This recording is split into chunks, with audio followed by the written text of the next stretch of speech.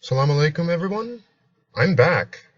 I sincerely apologize for my hiatus. I hope everyone's doing well. I hope the Jabberwocky video I did was enough to entertain you. If not, my apologies. Today I want to talk about morality because all too often I hear Christians talk about objective moral values and duties coming from God and the supposed lack of their account without God. In this video I'll examine these arguments and see whether they hold up to any pragmatic scrutiny. A couple months ago, I had a conversation with the Christian apologist Dustin Segers. It's 75 minutes long, and the link is in the description box. We discussed objective morality among evangelical Christians and how that squares with the heavy support for U.S. foreign policy and the military-industrial complex, as most of them are on the conservative side of the political spectrum.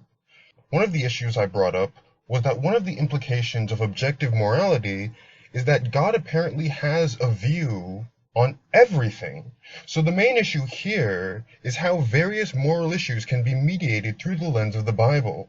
Keep in mind that we are talking about an anthology that was composed and compiled over the course of roughly 7 centuries by multiple authors of various backgrounds who most likely had different views on a wide range of issues. The idea that any moral truth can be gleaned from this tome, setting aside the issues of interpretation and post hoc interpolation, is risible in and of itself. Was the settling of America objectively moral? Was the genocide of the Native Americans objectively moral? Was the slavery of the South that was justified by recourse to the Bible objectively moral? Was the dropping of bombs on Hiroshima and Nagasaki objectively moral? Was the preaching of white supremacy by Christians in the South in the early 20th century objectively moral? If you really read the Holy Bible, which the Klan is a very Christian organization, the Holy Bible actually separates the races. Was it objectively moral to topple the secular government of Mohammad Mossadegh in Iran in 1953? Was it objectively moral to overthrow the Islamic Courts Union in Somalia? Was it objectively moral to invade Iraq? Is it objectively moral to make the nuclear deal that we are with Iran? Would it be objectively moral to oust Assad from power in Syria? Is it objectively moral to have Andrew Jackson on our $20 bill even though he authorized the Trail of Tears? Or here's a more pressing issue. Is it objectively moral to support Israel in foreign aid regardless of how the Palestinian Christians feel about the issue? If you ask the conservative Christians in America, the answer will be a resounding yes. But if you ask the Palestinian Christians, the answer will be a resounding no.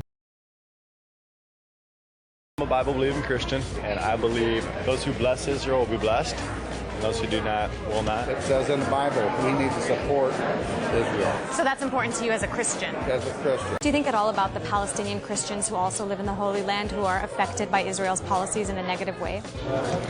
I don't know how they're affected. That I don't know a lot about. I don't know enough about that case. Would it be objectively moral to refuse asylum for the Syrian refugees? And these are just a handful of issues. Another point is that theistic morality in general wholly divorces morality from the human experience.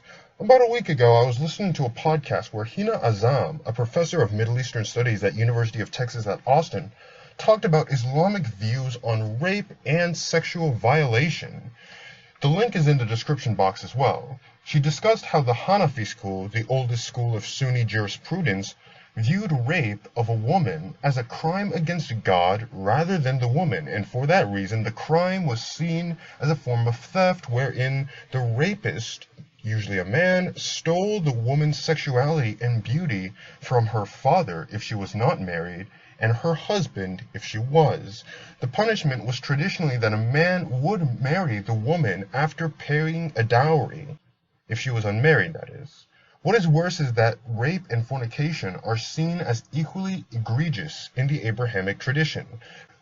For this reason, women who have not been able to prove rape have been asked to repent or have even been punished. This is what happens when you divorce moral issues from the effect that they have on other people. For the most part, I see morality as a ladder that has a theoretical best action that we can take in any given situation. For this reason, I grade moral actions with respect to their intentions, their consequences, the context in which they are happening, and the risk they pose to others that will be affected by them. This list is not entirely exhausted, and I have not figured out my entire stance on moral theory and philosophy. But that's the thing.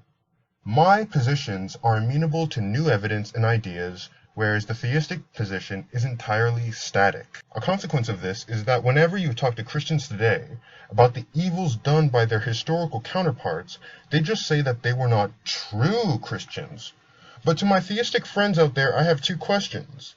If they were in sin when they were participating in an action that they deemed to be justified by recourse to their holy texts, then are they in hell for doing so? And my second question is, how much sleep have you lost over the prospect that you might be doing the exact same thing? Thank you for watching.